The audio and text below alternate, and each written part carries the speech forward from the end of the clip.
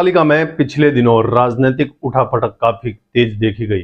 आपको बता दें कि पूर्व नगर पालिका अध्यक्ष नरेंद्र खोडनिया को फर्जी पट्टा वितरण के आरोपों में निलंबित कर दिया गया था और इसके बाद आशीष गांधी, जो पूर्व में कांग्रेस के पार्षद थे, बीजेपी में सम्मिलित हुए, उन्हें सागवाड़ा नगर पालिका के अध्यक्ष के रूप में सरकार द्वारा मनोनीत किया गया है। इसके बाद लगभग 1.5 माह के पश्चात 16 जून 2025 को पहली नगर पालिका की साधारण सभा की बैठक बुलाई गई। इस बैठक में कई पार्षद उपस्थित नहीं हुए, जिसकी वजह से बैठक को स्थगित करना पड़ा। नमस्कार, मैं हूं जितेंद्र सिंह चौहान और आप देख रहे हैं सागवाड़ा लाइव न्यूज। अब सबसे बड़ा सवाल उठता है कि यदि सागवाड़ा नगर पालिका अध्यक्ष आशीष गांधी के मनोनीत होने के बाद पहली बार साधारण सभा की बैठक बुलाई गई और उसमें कुछ पार्षद जानबूझकर अनुपस्थित रहे, तो यह सिर्फ व्यक्तिगत विरोध है नहीं, बल्कि लोकतांत्रिक दायित्व के विमुखता और संस्थागत प्रक्रिया का अवमानना का भी हो सकता है। अब सवाल उठ रहा है कि क्या पार्षदों की अनुपस्थिति नियम के विरुद्ध है? नियम के अनुसार देखा जाए तो यदि बैठक के लिए विधिवत सूचना यानी कि नोटिस दी गई थी और इसके बावजूद पार्षद बिना पूर्व सूचना के अनुपस्थित रहे, तो यह नियम के विरुद्ध है। राजस्थान नगर पालिका अधिनियम 2009 के अनुसार यदि कोई पार्षद बिना कारण लगातार 3 बैठकों में अनुपस्थित रहता है तो उसकी सदस्यता तक समाप्त की जा सकती है। ये धारा 39/1/C में वर्णित है। सवाल नंबर 2, क्या अध्यक्ष को न मानना बैठक में अनुपस्थित रहने का वैध कारण है? बिल्कुल नहीं। पालिका अध्यक्ष का निर्वाचन या मनोनयन यदि विधि सम्मत हुआ है और राज्य निर्वाचन आयोग ने उसे वैध घोषित किया है, तो व्यक्तिगत विरोध के आधार पर बैठक में नहीं आना कर्तव्य की अवहेलना माना जाएगा। किसी प्रतिनिधि को यह अधिकार नहीं है कि वह वैधानिक रूप से निर्वाचित अध्यक्ष को मानने से इनकार करके प्रशासनिक कामकाज को बाधित करे। अब सवाल नंबर 3, इस बैठक में पार्षदों की अनुपस्थिति से क्या प्रभाव पड़ा?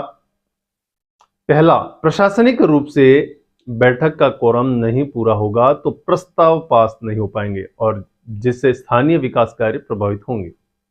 दूसरा, राजनीतिक रूप से ऐसे पार्षद जनता की नजर में सवालों के घेरे में आ सकते हैं।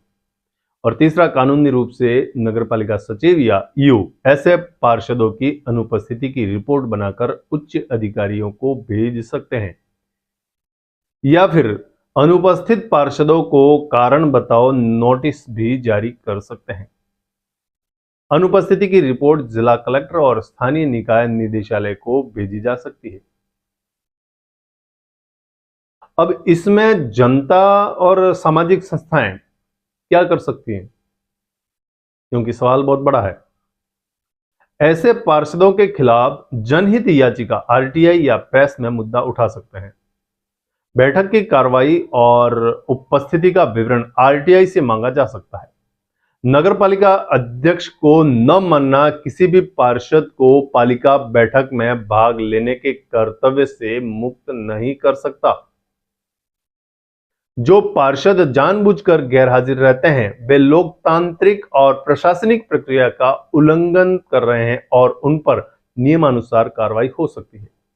यदि किसी भी प्रकार की कोई शिकायत, कोई गिला, कोई शिकवा है तो उसे बैठक में उपस्थित होकर प्रस्तुत किया जा सकता है, क्योंकि जनता ने आपको इसलिए चुना है कि आप शिकायत, गिले शिकवे और जनता के जो मुद्दे हैं, उनकी जो समस्या हैं, उनको लेकर नगरपालिका की कार्रवाई में, नगरपालिका की बैठक में जनता की भागीदारी और प्रतिनिधित्व करते हुए ऐसे मुद्दों को वहां उठाएं। ऐसे में अगर आप इस तरह से कर्तव्य से विमुख होकर बैठक में ही उपस्थित नहीं होते हैं तो यह जनता के विश्वास के खिलाफ और लोकतंत्र के खिलाफ है। यह बहुत ही गहरा मुद्दा है, इस पर एक बार विचार करें, सोचें, मंथन करें। अगर आपका कोई आपसी मुद्दा है या कोई राजनीतिक मुद्दा है, मैं किसी पार्टी विशेष का पक्ष नहीं ले रहा हूं, मैं यहाँ लोकतंत्र की बात कर रहा हूं। लोकतंत्र में अगर आपको किसी पार्टी विशेष के नगरपालिका अध्यक्ष के साथ में कोई गिला शिकवा है तो उसे वहां जाकर उनके सामने मुंह पर बोलिए, लेकिन इस तरह से पीठ दिखाकर